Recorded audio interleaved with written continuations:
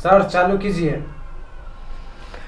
Welcome बच्चों, स्वागत है आपका अपने YouTube चैनल दीक्षा क्लास स्टडी पर, जो आपके लिए हमेशा से कर रहता है और आगे भी इसी प्रकार से कर रहता है। आशा करते हैं आप सभी अच्छे होंगे और हम सभी अच्छे हैं।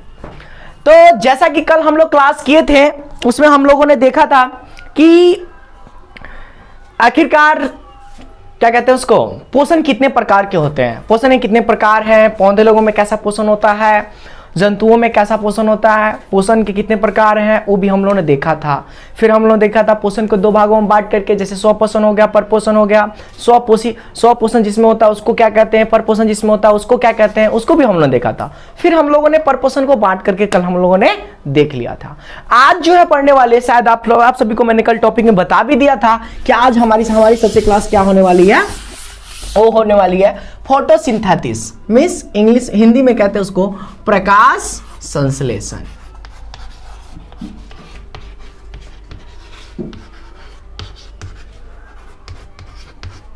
प्रकाश संश्लेषण हमारे इस पे होने वाला है। अब हमको यह समझना पड़ेगा कि प्रकाश संश्लेषण होता क्या है, यह भी हमें देखना चाहिए। प्रकाश संश्लेषण के रासायनिक अभिक्रिया में क्या क्या चीज होता है, उसे कितने अपघटक है, मतलब उसको कितने भागों में कौन कौन से इसके लिए कारक होते हैं, कौन कौन से इसके कारण होते हैं, इस सब चीज को हम लोग को देखना पड़ेगा इसके अंतर्गत। चलिए हम समझते हैं।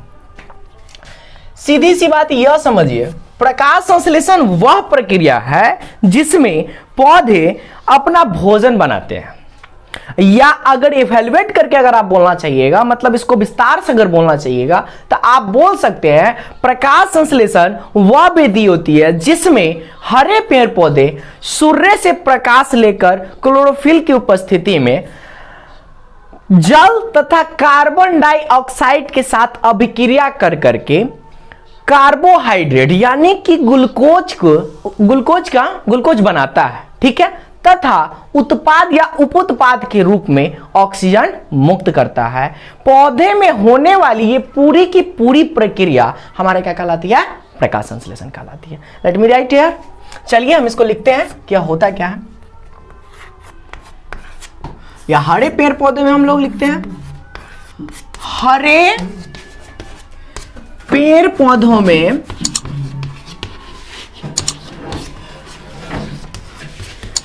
होने वाली वह प्रक्रिया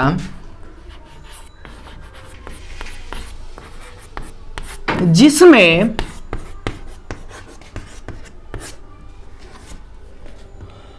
पौधे के पत्तों में उपस्थित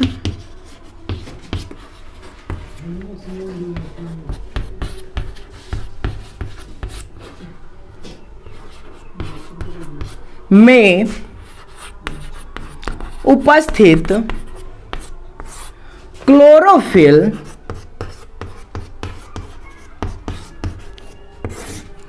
सूर्य से प्रकाश लेकर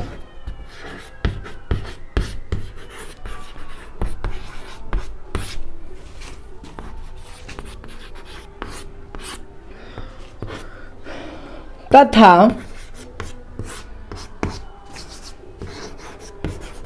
जल और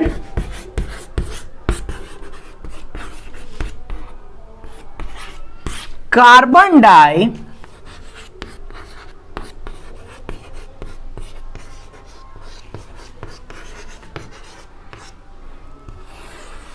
ऑक्साइड की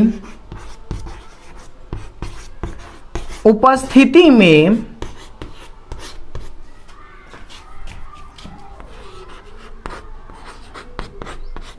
कार्बोहाइड्रेट यानी कि ग्लूकोज बोल सकते हैं इसको हम,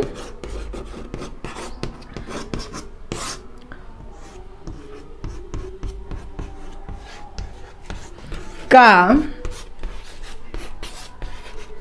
निर्माण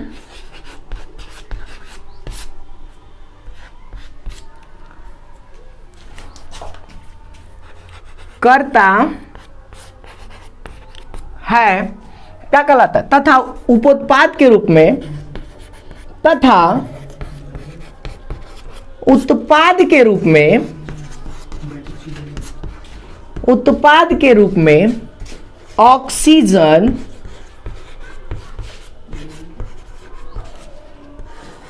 निर्मुक्त करता है।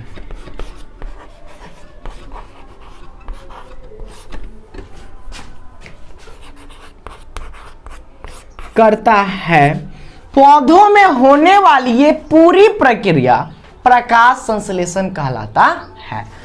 पौधे में होने वाली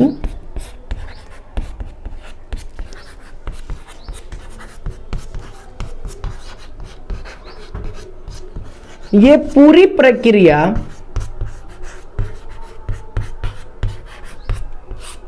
प्रकाश संश्लेषण, मैं लगाव चिन्ह लगा देता हूं, कहलाती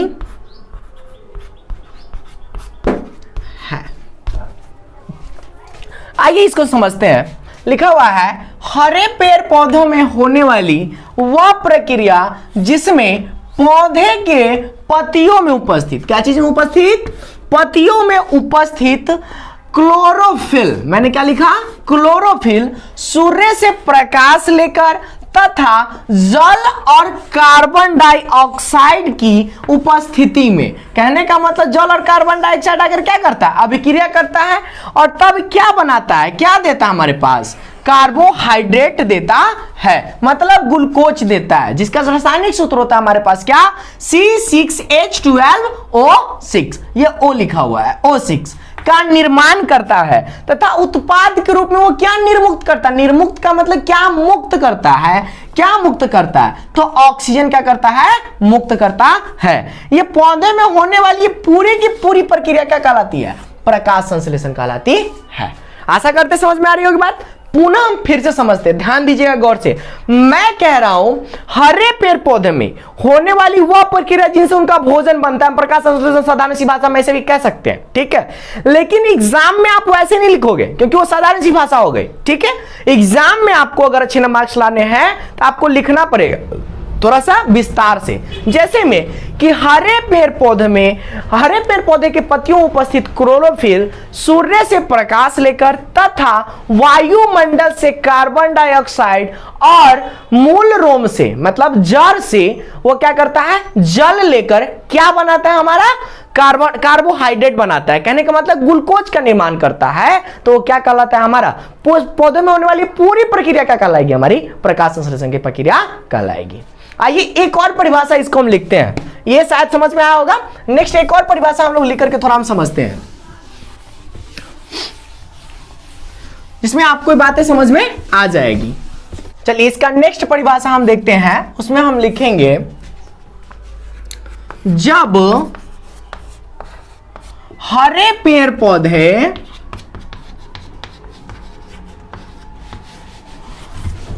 स्टोमाटा द्वारा वायुमंडल से कार्बन डाइऑक्साइड मूल रोम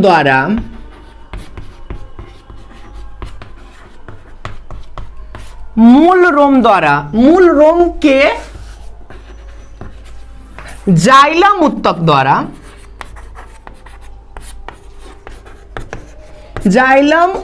द्वारा जल तथा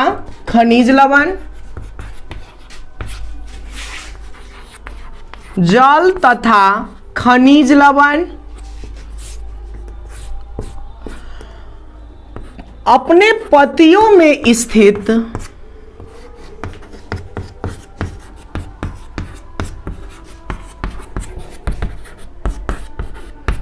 क्लोरोफिल से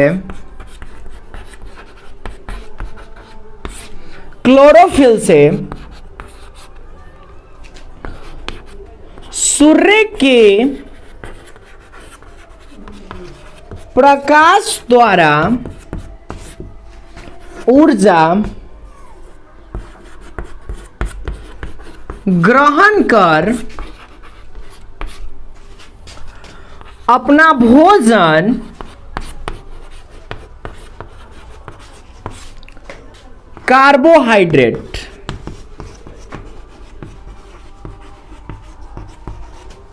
या ग्लूकोज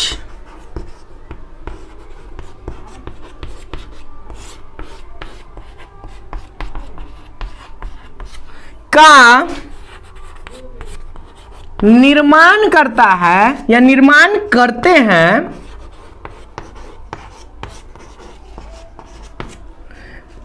पौधों में होने वाली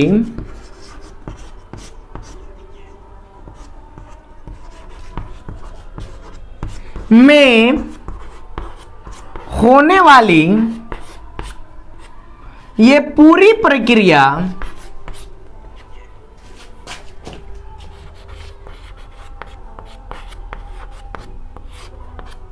क्या कहलाता है? प्रकाश संश्लेषण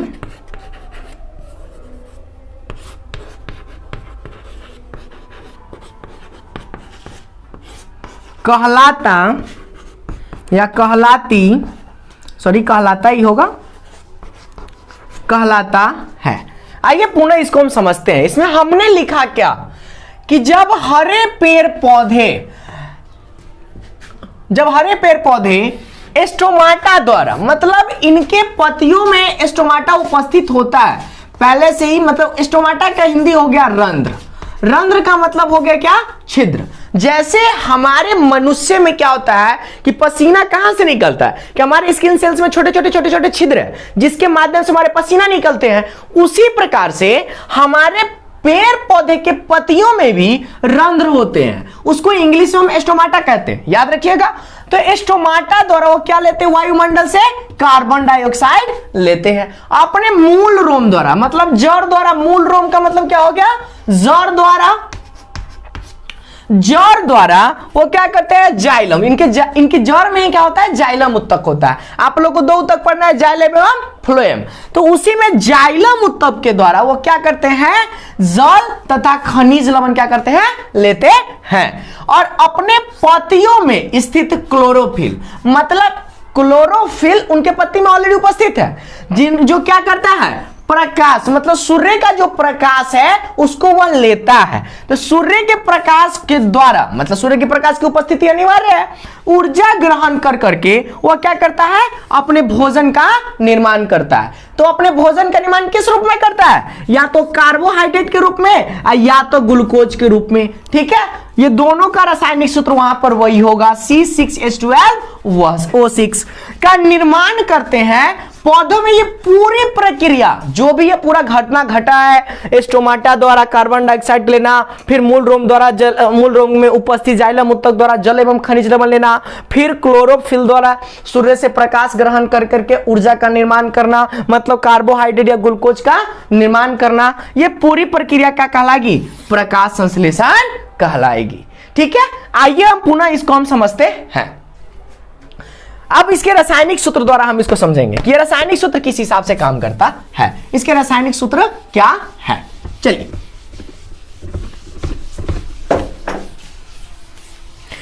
अब रासायनिक सूत्र में हम आपको दिखाएंगे कि यह बनाता कैसे है। यह लेता क्या है? 6CO2 प्लस 12H2O, मतलब कार्बन डाइऑक्साइड के 6 गो अणु और H2O, कहने का मतलब जल के 12 गो अणु। ये दोनों किसकी उपस्थिति में? सूर्य के प्रकाश की उपस्थिति में। प्रकाश की उपस्थिति, सूर्य का प्रकाश आपको भी पता है, सूर्य के प्रकाश की उपस्थिति में तथा क्लोरोफिल की उपस्थिति में। जब तक क्लोरोफिल नहीं रहेगा तो प्रकाश कभी संभव है नहीं। तो क्लोरोफिल की उपस्थिति में यह बनाता है C6H12O6 plus 6O2 plus 6H2O, यह हमारा बनाता है। ध्यान दीजिए, यह बनाए क्या? C6H12O6 प्लस 12H2O के प्रकाश और क्लोरोफिल की उपस्थिति में बना दिया हमको क्या, C6H12O6, मतलब 6O2 प्लस 6H2O इसका निर्माण करता है। देखिए ध्यान दीजिए, मतलब 6 गो कार्बन डाइऑक्साइड के अणु और 12 गो जल के अणु प्रकाश और क्लोरोफिल की उपस्थिति में यह बनाता है C6H12O6 plus 6O2 plus 6H2O। अब देखिए ध्यान दीजिए, यह प्रकाश है, सूर्य से प्रकाश को ग्रहण कर लिया, क्लोरोफिल जो प्रकाश को संश्लेषित करता है लेता है, और वायुमंडल से हमारा कौन मिल गया, कार्बन डाइऑक्साइड, और जल हमारा जाइलम उत्तक द्वारा कहां से मिल गया, जड़ से मिल गया, उसको मूल रोम से मिल गया हमको। तब बना क्या दिया, तब बनाया हमको क्या, ये जो मिला हमको C6H12O6, यही तो हमारा क्या है, ग्लूकोज है। ग्लूकोज कहिए या कार्बोहाइड्रेट कहिए, सब सही है, दोनों देता है, ठीक है। उसके बाद यह मुक्त करता है, 6O2 मुक्त करता है, यही ऑक्सीजन है जो इस पृथ्वी पर उपस्थित जितने भी जीव है उनके लिए उपयोगी है, यही मुक्त करता है ऑक्सीजन, मुक्त करता है, और ये जल की उपस्थिति भी हमारे पास आता है, H2O।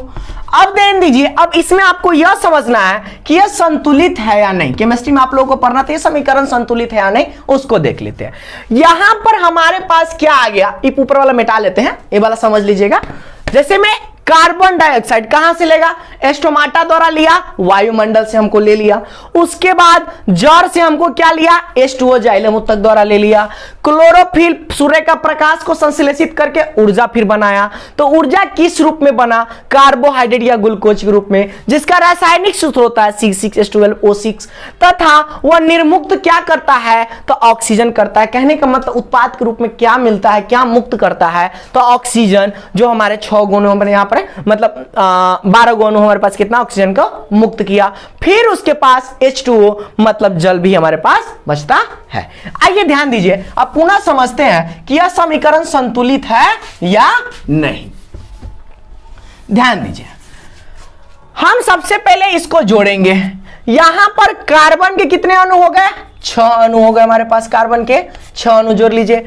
फिर यहां पर ऑक्सीजन के, यहां पर देखिए ऑक्सीजन 2 गो है, ऑक्सीजन 2 गो कहने का मतलब 2 गो, और यहां पर 6 से गुना हो जाएगा, मतलब कितने हो गए, 12 गो। मतलब ऑक्सीजन कितने हो गए हमारे, 12 गो। तो ऑक्सीजन इधर 12 हो गया। फिर यहां भी ऑक्सीजन है, लेकिन अब यहां पर कुछ नहीं, इसका मतलब सर आपको मैथ में पढ़ाते होंगे, 1 है। अब 1 है मतलब 12 है, तो 1 में 12 से फिर गुना होगा, तो हम यहां पर O1 और 1 गुने 12 करेंगे, मतलब टोटल O की संख्या, मतलब टोटल ऑक्सीजन की संख्या कितने हो गए, 12 दूना 24, 12 गुने 2 इक्वल टू कितना हो गया, 24। तो हम सबसे पहले ऑक्सीजन को लिए हैं, तो सबसे पहले ऑक्सीजन उधर मिला देते हैं। ऑक्सीजन भी हमारे पास कितना पूर्णा चाहिए, उधर 24 पूर्णा चाहिए। आइए हम पुनः उसको पुराते हैं 24 को। तो यहां पर O6, तो अकेले है 6 गो, तो O6 हम इसको ले लेंगे यहां से, तो हमारा O6 मतलब 6 गो हमारे ऑक्सीजन का वहां से मिल गया। फिर यहां O2 है, अगर इसमें से निकाले तो हमारे पास क्या मिलेगा, O2 और 6 से फिर इसमें गुना होगा। कहने का मतलब 2 गुने 6 इक्वल टू कितना हो गया, 12 मिला हमारे पास। O2 इक्वल टू 2 गुने 6 इक्वल टू 12 हो गया हमारे पास। अब फिर इसमें भी हमारे पास उपस्थित है, तो कुछ भी नहीं है, तो यहां 1 है हमारे पास, हमेशा याद रखिएगा।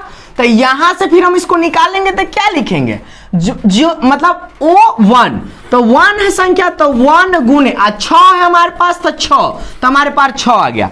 तो यहां पर देखिए 12, 6 और 6, तो 6 प्लस 12 प्लस 6 इक्वल टू कितना हो गया हमारे पास, 24। 12 6 18 6 24। तो इधर भी हमारे पास ऑक्सीजन के 6 अणु मिल गया हमारे पास, और इधर भी हमारे पास ऑक्सीजन के कितने अणु मिल गया है, 6 अणु मिल गया। मिले कि नहीं मिले, इसका मतलब ऑक्सीजन की मात्रा समान है, तो ऑक्सीजन संतुलित है। अब दूसरा चीज भी देख लेते हैं, आइए ध्यान दीजिए। तो ऑक्सीजन समझ में आया, अब नेक्स्ट चीज लेकर समझते हैं। नेक्स्ट चीज में हमारे पास आ जाएगा क्या, अब हम लोग कार्बन उठाते हैं, तो कार्बन में यहां पर कुछ नहीं है तो 1 है, ये बात आपको भी पता है, तो 1, तो यहां पर C लिखेंगे, अब 1 गुने 6 जो रहेगा गुना होगा, तो मतलब कितना होगा 6। अब दूसरा कार्बन है ना यहाँ पर नहीं, तो इसका मतलब हमको उधर भी कितना कार्बन पूरना चाहिए 6 गो, तो हमको C6 कम से कम चाहिए, C कितना चाहिए 6 गो चाहिए। अब ध्यान दीजिए, खोजिए C6 है कि नहीं, कहीं भी एक ही जगह है यहां पर, तो पूरी तरीके से कार्बन 6 इधर भी है और कार्बन 6 इधर भी है, मतलब कार्बन की संख्या भी क्या है, संतुलित है। अब नेक्स्ट हम आगे चलते हैं, अब बचा H, अब H को समझते हैं, तो हाइड्रोजन के 2 अणु, अब H में क्या लगा हुआ है 2, अब 12 ऑलरेडी है, इसमें गुना करेंगे तो हमारे पास कितना आ गया 24 आ गया, मतलब हाइड्रोजन भी उधर भी कितना पूर्णा चाहिए हमको 24 पूर्णा चाहिए। तो इधर H12 पहला C6H12 में है ये हमारे पास, तो H12 हम ले लिए, कितना ले लिए हम H12 सोकर हमको दिए हुआ है।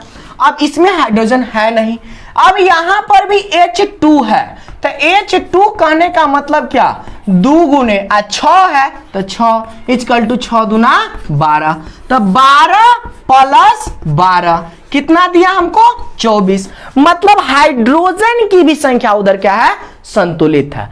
तो हमारे पास कार्बन 6 गो इधर है, कार्बन 6 गो इधर मिल गया हमारे पास, हाइड्रोजन हमारा 24 गो है, हाइड्रोजन हमको 24 से मिल गया। ऑक्सीजन हम समझ ही चुके हैं, क्या ऑक्सीजन हमारे पास कितना था 24 थे, और ऑक्सीजन भी 24 हम पूरा दिए, मतलब ये जो समीकरण था हमारा क्या है संतुलित है। समझ में आ गया बात।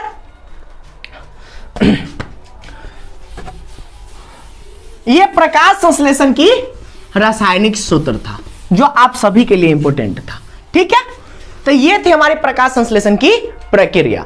अब हम लोगों को आखिरकार समझना क्या है, इसमें से 2-4 बातें हम लोगों को लिखना है कि जैसे में प्रकाश संश्लेषण के लिए जरूरी तत्व कौन कौन से हैं, तो जरूरी तत्व कौन कौन से हैं वह देख लेते हैं। तो प्रकाश संश्लेषण के लिए जरूरी तत्व हमारे पास 4 हो गए, आइए ध्यान दीजिए।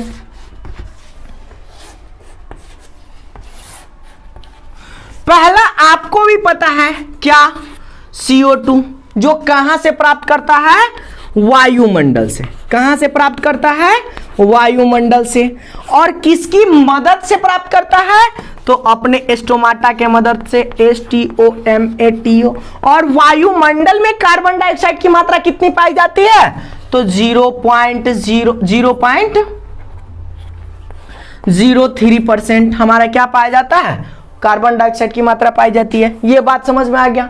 दूसरा हमको उपस्थित है क्या जल, ये हमको क्या चाहिए जल। ये जल हमारे पास कहां से आएगा तो मूल रूप से मतलब धरती के सतह से, तो धरती की सतह से मतलब धरती के अंदर से, जड़ द्वारा नीचे लिखते सबसे पहले धरती से, भौम जल द्वारा, सबसे सुंदर बात भौम जल, क्या भौम जल मतलब भूमि में उपस्थित जल भौम जल। और किसकी मदद से तो जाइलम उत्तक द्वारा, जाइलम उत्तक द्वारा हमको ले लिया। फिर उसके बाद हमारा आ जाता है क्लोरोफिल, क्लोरोफिल इसको इंग्लिश में हिंदी में कहते हैं पर्णहरित या क्लोरोफिल भी लिख देते हैं। अब पर क्लोरोफिल हिंदियों में ऐसे भी लिख देता है, समझ जाइएगा आप। क्लोरोफिल, ये क्लोरोफिल पत्ती में ऑलरेडी उपस्थित रहता है, यह क्लोरोप्लास्ट का अंग है, याद रखिएगा हमेशा। यह किसका है, किसका हिस्सा होता है क्लोरोप्लास्ट का, ठीक है। ये आप लोग को विस्तृत तौर पे, आप लोग को 12th का टॉपिक है, उसमें आप लोग क्लोरोप्लास्ट बेसिक तौर पे नहीं एकदम विस्तृत तौर पे पढ़ना है आप लोग को। तो क्लोरोप्लास्ट हो गया। और सूर्य का प्रकाश, एक चीज ध्यान रखिएगा हमेशा, प्रकाश मैं बोल रहा हूं, धूप की कोई जरूरत नहीं है, सिर्फ प्रकाश चाहिए। धूप कहने का मतलब पूरा एकदम कड़ा धूप है, कड़क धूप है, उस वक्त प्रकाश नहीं बोलते। उस वक्त प्रकाश का मतलब क्या कि बस प्रकाश आ जाए हमारे पास, कोई दिक्कत नहीं है, सिर्फ हमारे पास रोशनी आनी चाहिए, किरण आनी चाहिए हमारे पास, उसकी पुंज हमारे पास पहुंचनी चाहिए। तब मैंने प्रकाश लिखा, सिर्फ क्या प्रकाश। तो सूर्य का प्रकाश की उपस्थिति जरूरत है, एकदम बहुत ज्यादा धूप की जरूरत नहीं है। धूप और प्रकाश में वही अंतर है, प्रकाश मतलब कुछ भी प्रकाश हमारे पास आया, और धूप का मतलब क्या एकदम कड़क है, समझ में आ रही बात, ओ हो गया। तो हमारे पास इतने चीज हमारे जरूरत होते हैं प्रकाश संश्लेषण में। आशा करते हैं बात समझ में आ गई होगी। भौम जल आपको नहीं समझ में आएगा, ध्यान दीजिए। देखिए मान लीजिए हमारी पृथ्वी है, आपको ज्योग्राफी में मैं पढ़ाऊंगा तो ज्योग्राफी में पढ़ाऊंगा। ये हमारी क्या है, पृथ्वी भैया है। अब पृथ्वी भैया में जो होते हैं, मतलब पृथ्वी में टोटल के टोटल, आप लोगों को मैथ वाले टीचर बड़ी अच्छा पढ़ाते हैं कि कोई भी चीज अपने आप में 100% होता है। कोई भी चीज अपने आप में कितना परसेंट होता है, 100%। मतलब पूरी पृथ्वी भी अपने आप में कितना परसेंट है, 100%। उसमें से 71% जो हमारा है वह क्या है, जल है। 71% हमारा क्या है, जल है। और 100 में से, भाई जोर घटाओ आपको पूरी तरीके से आता है, हमको भी पता है, ध्यान दीजिए। तनकाल हम लोग देख लीजिए, 71% हमारे पास जल हो गया। अब 100 में से 71% जब जल हो गया तो इसको घटाना दीजिए। 71% को घटाएंगे, बचा कितना, 29%। तो यही ना 29% हमारा क्या बचा, पूरा स्थल। मतलब पूरे पृथ्वी पर मात्र और मात्र 29% भूमि है, स्थल है। समझ में आ रही बात। तो 29% हमारा क्या हो गया, स्थल, स्थल, ठीक। और 71% क्या हो गया, जल। अब इस जल में भी आपको, चलिए थोड़ा हम बता ही देते हैं, ये भी अपने आप में क्या है, 100%। मतलब 71% भी अपने आप में कितना, 100%। तो ये 100% में 97% जो जल है, कितना परसेंट जल, 97% जल, वह समुद्र में पाया जाता है। किस में पाया जाता है, समुद्र में। अब समुद्र में पाया जाता है तो सर 3% जल कहाँ है, तो 3% जल। अब ले आइए उसमें से 3% जल को।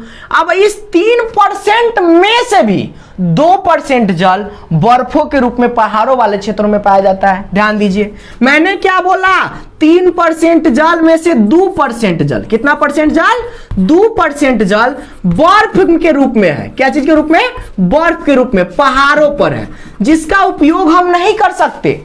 अब बचा कितना परसेंट जल, 1% जल बचा। हमको कितना परसेंट जल, ऊपर आ जाइए तनकाले, नजर नहीं आ रहा होगा, 1% जल, 1% जल। अब यही 1% जल है जिस पर पूरी दुनिया टिकी हुई है, मतलब पूरी दुनिया पीता है। तो ये जो 1% जल है वह नदियों में हो सकता है, कल में हो सकता है, नल में हो सकता है, हम लोग जो पीते हैं उस सब में होता है, ठीक है। तो यही, और 7th क्लास के फर्स्ट नंबर चैप्टर में आप लोगों को पढ़ाया होगा कि मात्र आप अपने स्थल से 1 मीटर के नीचे जाना शुरू करते हैं। अपना स्थल का भाग, ये सतह है, भूपर पट्टी हमारी, तो इस सतह से अगर नीचे जाते मात्र 1 मीटर स्तर से आपका जल मिलना शुरू हो जाता है। तो वहां से जो हमारा जल मिलना शुरू होता है, तो उस स्थिति तक जहां से पूर्णतया जल मिलता है वही भौम जल स्तर कहलाता है। समझ में आ रही बात। तो ये पूरा भौम जल है। तो वही मैंने बोला क्या, भौम जल, मतलब भूमि में उपस्थित जल। समझ में आ रही बात। तो ये था हमारा पूरा प्रोसेस। आशा करते हैं बात आपको समझ में आई होगी। अब 2-4 पॉइंट है जो लिख लीजिए कि आखिरकार यह क्या होता है, वह क्या होता है। बस वो एक्स्ट्रा पॉइंट के तहत आप लोग को लिखना है, ज्यादा कुछ नहीं लिखना है। हाँ, उसमें से एक चीज हमेशा याद रखिएगा, जो ऑक्सीजन, ये जो अभी हम लिख कर बताते हैं, ध्यान दीजिए, जो हम लिखे हुए थे ना, 6CO2 प्लस 12H2O, सूर्य के सनलाइट, क्लोरोफिल, हिंदी में लिखिए ना क्लोरोफिल, मान लीजिए क्लोरोफिल लिखल है, C6H12O6 plus 6O2 plus H2O, 6H2O। इसमें से जो O2 है ना, यह कभी भी कार्बन डाइऑक्साइड में से नहीं निकलता है, याद रखिएगा। यह कभी भी कार्बन डाइऑक्साइड में से नहीं प्राप्त होता है। यह जब भी प्राप्त होगा, ये ऑक्सीजन जब भी निर्मुक्त होता है तो हमेशा क्या चीज में से निर्मुक्त होता है, H2O में से, मतलब जल में से निकलता है। यह सबसे इंपॉर्टेंट बात है, आपको याद रखना है कि लोग क्या सोचते हैं कि इसमें से निकला, नहीं, गलत है, इसमें से नहीं निकलता है, ये प्रक्रिया है।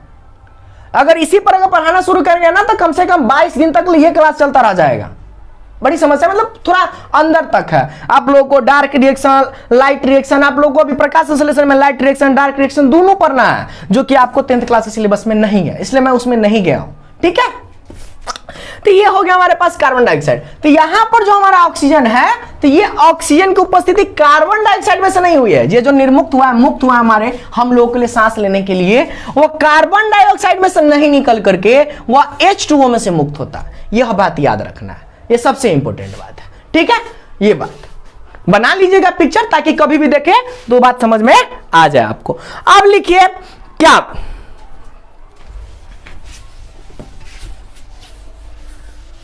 दो चार पॉइंट और लिख लेते हैं। जैसे में कि क्लोरोफिल की उपस्थिति के कारण पत्तियों का रंग क्या होता है, हरा होता है। यह लिख लीजिए।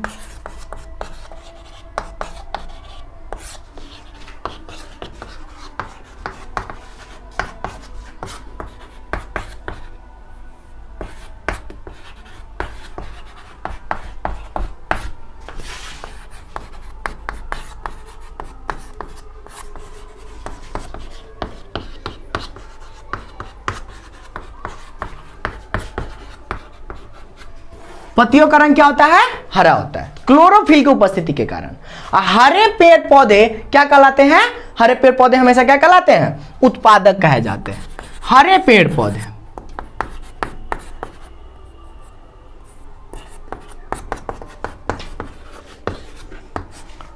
क्या कहलाते हैं, उत्पादक कहलाते हैं। ऑलरेडी हम लिखवा चुके हैं आप लोगों को, हरे पेड़ पौधे क्या चीज कहलाते हैं, उत्पादक कहलाते हैं। अब इसमें से प्रकाश संश्लेषण के लिए क्या क्या चीज जरूरी है, एक बार और लिख लीजिए। प्रकाश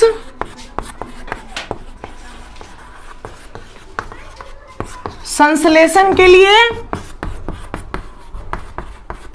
जरूरी तत्व क्या क्या हो जाएंगे हमारे पास, तक CO2, जल, क्लोरोफिल, सूर्य का प्रकाश,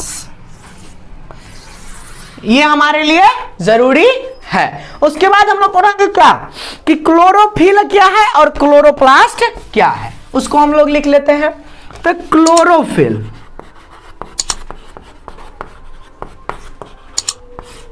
क्लोरोफिल यह क्या है, प्रकाश संश्लेषी अंग है।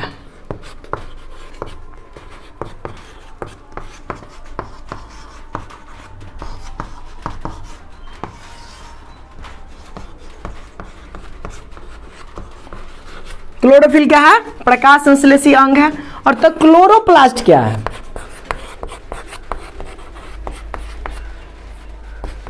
क्लोरोप्लास्ट भी प्रकाश संश्लेषी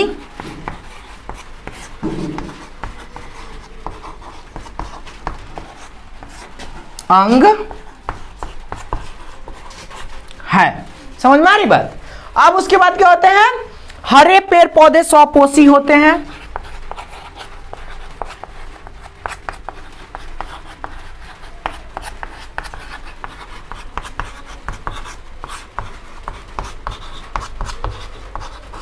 हरे पेड़ पौधे क्या होते हैं, स्वपोषी होते हैं। तो ये था इंपॉर्टेंट कुछ कुछ पॉइंट्स अब जो आप लोग के जरूरी है। इसमें से ये सबसे इंपॉर्टेंट है जो आप लोग को याद रखना है, हरे पेड़ पौधे उत्पादक होते हैं, ये भी आप लोग को याद करना है। अब क्या रहा है, क्लोरोफिल की उपस्थिति कारण पत्तियों का रंग होता है, ये भी आप लोग को याद रखना है। ये कोई जरूरी नहीं कि क्लोरोफिल क्या प्रकाश संश्लेषी अंग, ये बात आपको पता है, क्योंकि ये नहीं रहेगा तो कभी भी प्रकाश संश्लेषण संभव है ही नहीं। आप लोग भारतीय वन का जो बुक आता है ना, उसमें जाकर के देखिएगा, उसमें से ना प्रकाश संश्लेषण अगर क्लोरोफिल की अनुपस्थिति के कारण कैसे संभव है, वो प्रयोग करना क्रियाकलाप फर्स्ट में आप लोगों को बताया हुआ है कि अगर जब तक किसी भी जगह पर क्लोरोफिल नहीं होगा प्रकाश संश्लेषण क्रिया संभव है ही नहीं। उसमें आप लोगों को चीज देखना है। उसके बाद मैंने लिखा क्लोरोप्लास्ट प्रकाश संश्लेषी अंग है। उसके बाद मैंने लिखा हरे पेड़ पौधे क्या होते हैं, स्वपोषी होते हैं। और स्वपोषी परपोषी हम आप लोगों को ऑलरेडी पढ़ा चुके हैं कि क्या होता है स्वपोषी परपोषी। तो आज की कथा यही समाप्त करते हैं, आज के लिए इतना ही। तो पढ़िए मन ला के बेचक। यार एक ही बात याद रखो, लाइफ में वही आगे बढ़ते हैं जो कुछ करके मतलब करके दिखाना चाहते हैं, और जो करना ही नहीं चाहते वो क्या पाएंगे। आप ही सोच कर देखो, ये तुम्हारी जिंदगी है यार, अपनी जिंदगी को तुम बेहतर नहीं बनाओगे तो कौन बेहतर बनाएगा? तुम नहीं पढ़ोगे तो कैसे काम चलेगा? तो you have to be read properly. Please अपने पढ़ाई पे फोकस करो यार, तुम्हारी लाइफ है, मेहनत करो और आगे बढ़ो। आने वाले सालों में वो इस साल का एग्जाम होने वाला है कि उसमें तुम्हारे जैसे बहुत सारे स्टूडेंट, मतलब आप सभी के जैसे बहुत सारे स्टूडेंट प्रिपरेशन कर रहे हैं, लेकिन उन सारे स्टूडेंटों में रैंक फर्स्ट पर कोई एक ही आएगा। अब वह आप पे डिपेंड करता है कि वह आप होंगे या कोई और होगा। सो जब वो उतना मेहनत कर सकता है तो आप क्यों नहीं कर सकते? तो पढ़िए, दिल लगा के नहीं, मन लगा के पढ़िए। समझ में आ रही बात? रातों की नींद उड़ जानी चाहिए पढ़ाई के चक्कर में। अब वैसे भी लॉकडाउन है, दिन में सोते ही होइएगा, रात में भी सोते होइएगा, समय मिलता होगा तो और सोते होइएगा। ठीक है, मस्ती में पढ़िए। आज के लिए इतना ही। थैंक यू सो मच, मिलते हैं फिर अगले एपिसोड में। Thank you so much, keep smiling, be happy, have a nice day. Thank you.